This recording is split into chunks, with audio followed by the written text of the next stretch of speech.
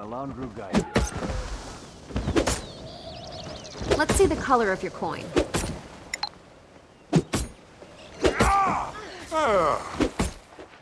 May Lissa aid you.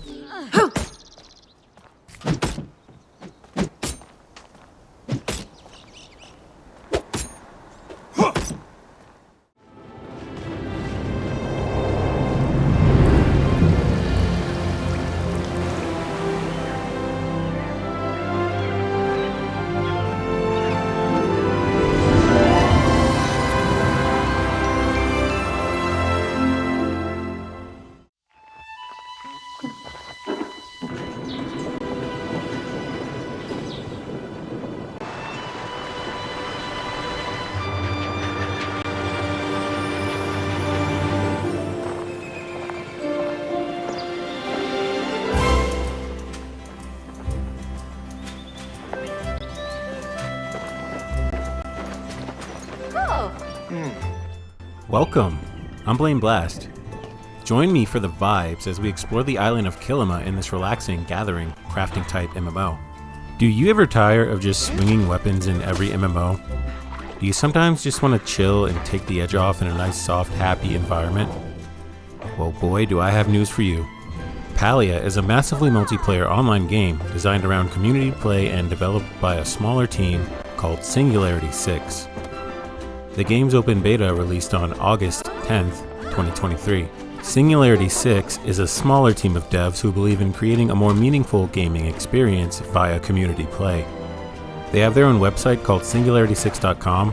I would recommend that you all check it out because it's very possible you fall in love with them just from its presentation. Some of the activities you can find in Palia include but not limited to accomplishments, bug hunting, crafting, hunting, cooking, story quests, fishing, friendship, romance, gathering, gifting, guilds, housing, farming, outfits, mining, woodcutting, or treasure. Palia has a plug-and-play feature for your gamepads and controllers. The controls are simple and feel smooth to the touch as there's nothing complicated going on here to begin with. When the preview trailer for the game came out, it got millions of views within days. The hype for the game was so high that it just had to be good, and when it came to open beta, the general reception of the game by the player base was and still is overall favorable. What it feels like to me is, imagine The Legend of Zelda Wind Waker and Harvest Moon had a one-night stand, and then the baby fell into a softened pastel filter and got adopted by Stardew Valley. And you've got Palia. The game is for the Windows PC right now in open beta, but with a Nintendo Switch announcement en route, your gear and character progression will persist through the full launch of the game if you start playing now. With all that out of the way, let's jump right into the character creator. Look how cute the gender selection option is. We've got a good selection of hair options as well as beard, and nothing seems to be gender exclusive. Alright, I'm really on board with the color options here. It's like a Laffy Taffy themed palette or something. We're getting zesty, boys. Respect it. Alright, let's check the voices. Oh, yoo-hoo! Hey! Hey! Oh, hey! Hey! Oh! Yeah. Ha!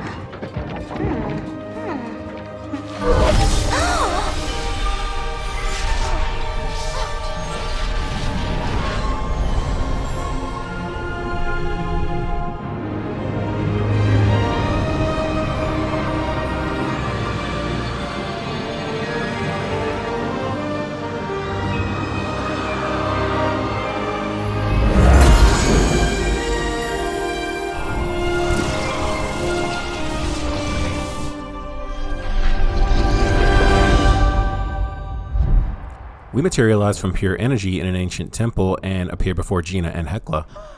They are archaeologists. Gina says that after all that, we need to go and settle down. So go and speak with the innkeeper. We're finally able to control our character, and it feels great as we sprint toward the exit.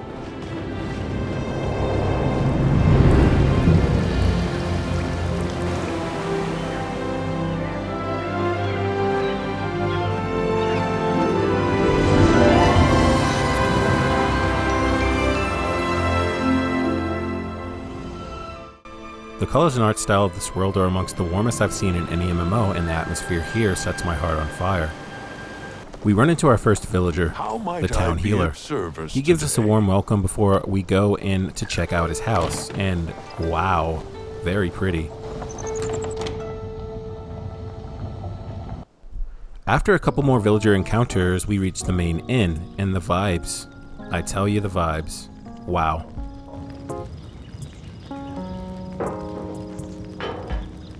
Ashura, the innkeeper, actually offers us our very own plot of land, as there's no more housing in the village provided we tidy it up a bit.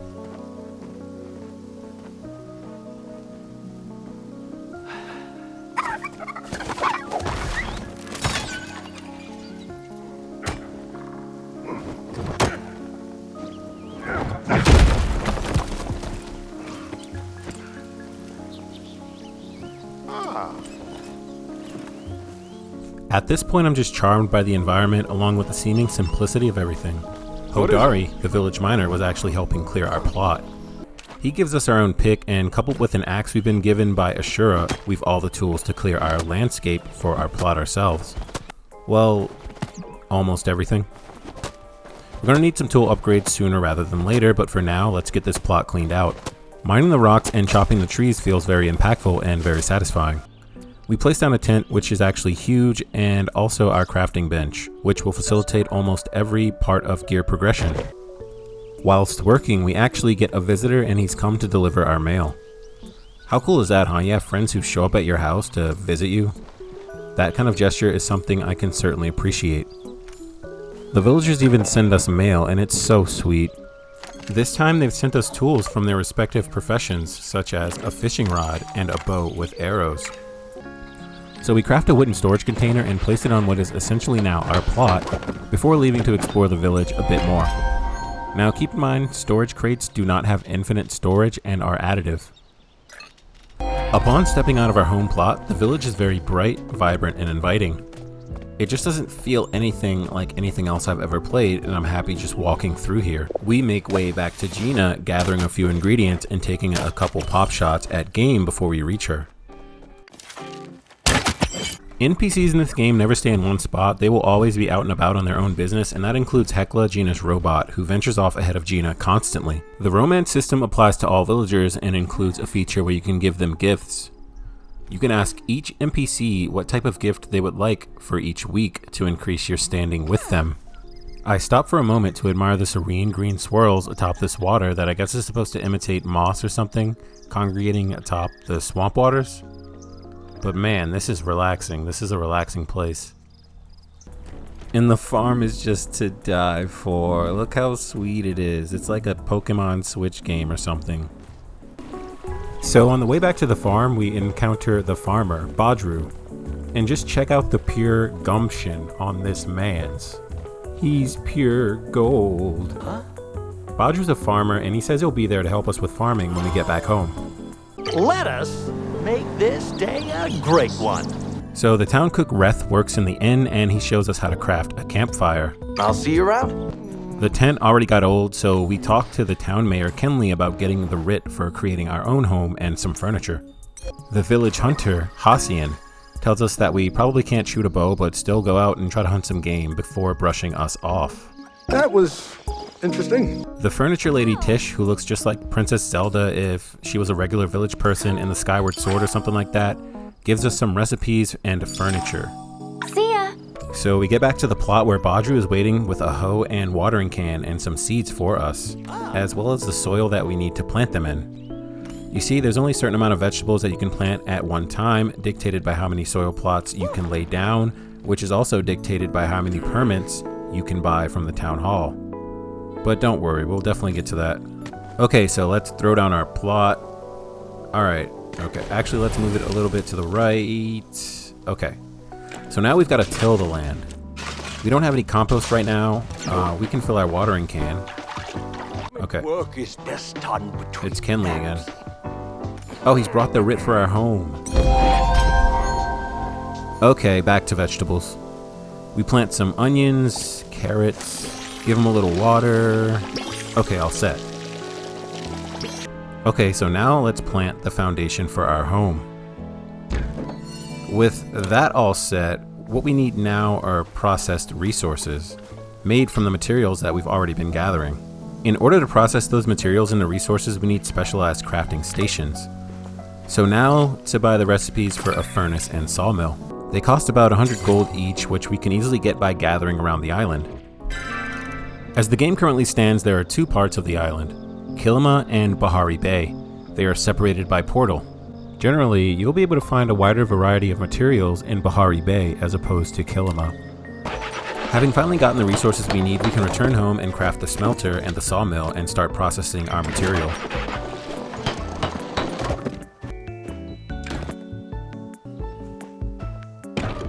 So Kenley the mayor shows up again to tell us about a tradition on the island where the newcomers actually give their gifts to the neighbors instead of vice versa, which makes sense to me.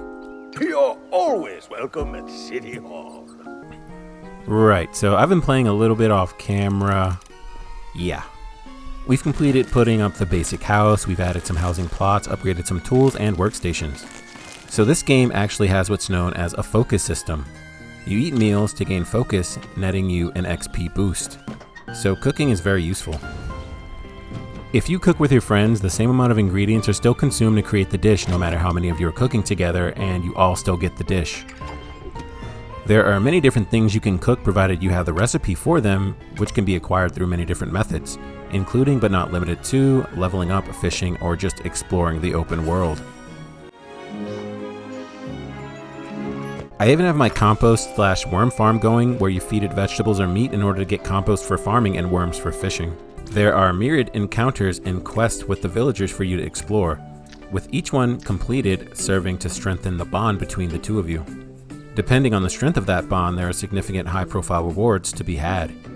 All the villagers also have some sort of connection to each other that you will have to navigate through on your own. Each of the villagers have their own houses where you can find them if not out roaming the island. Except for Reth. I have no idea where this man goes sometimes. He just straight up disappears sometimes and is just gone.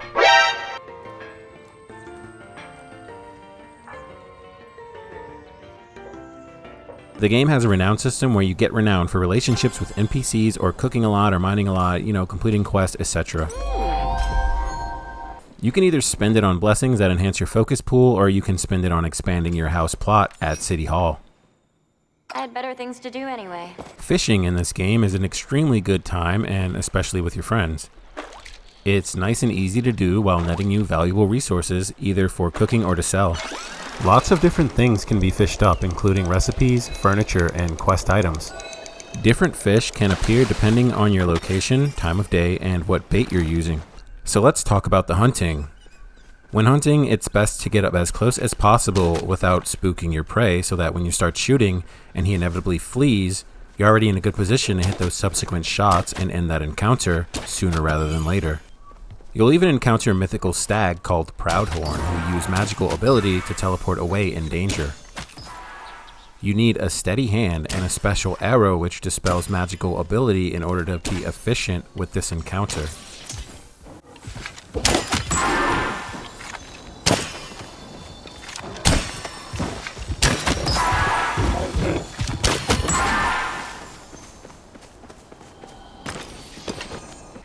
So woodcutting. While woodcutting, you'll come across trees called flow trees infused with magical energies.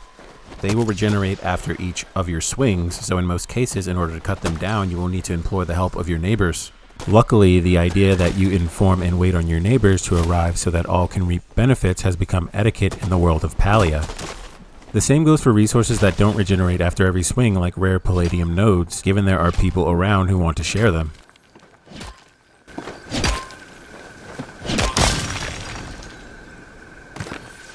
You can even hunt bugs here with smoke bombs, which can be used in many different other professions.